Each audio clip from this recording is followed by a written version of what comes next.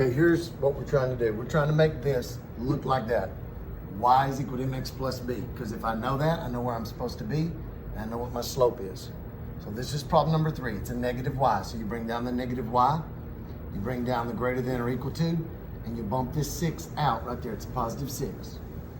So we're trying to make this look like this, so it looks like that. Now here's what you're gonna do. You're gonna subtract 3x from both sides, and that cancels. And you go subtract 3x from both sides, and when you do, you're gonna write it right there.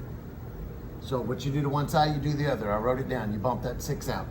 Now, your teacher probably taught you to go through and multiply everything by -1. When you do, it changes that, it changes that, it changes that, and it changes that. Now that can be graphed. Now, I don't teach multiplying by -1. I teach just go change everything. Because we've never been taught about a negative y. We've always been taught about a positive y.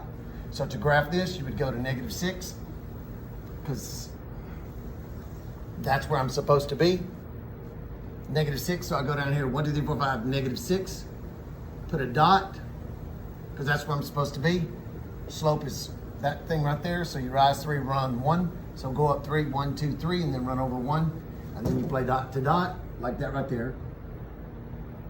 Make your dots bigger. And then you shade less than, because that's under. So you shade everything under the line. And that's your answer. All of these answers in the blue make this a true sentence.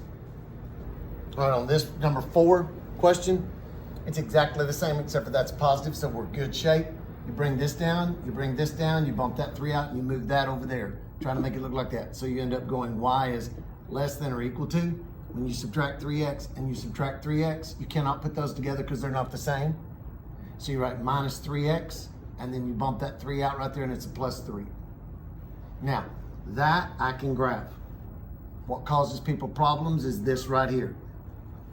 Your teachers taught you rise over run, but you can't rise negatively. So what I teach my students is, if that's a negative, you put the negative sign down in the bottom, and then you run to the left. It's the same thing. So now when I go graph this, I go to 3, because that's where I'm supposed to be. That's what that is. So I go 1, 2, 3, and then I put a dot. And now I rise 3, 1, 2, 3, and then I run over to the left, 1. And so then I play dot to dot. And there's my picture. It's just a straight line. If you miss it, draw your dots bigger. Now where do you shade? You shade under it. It's less than.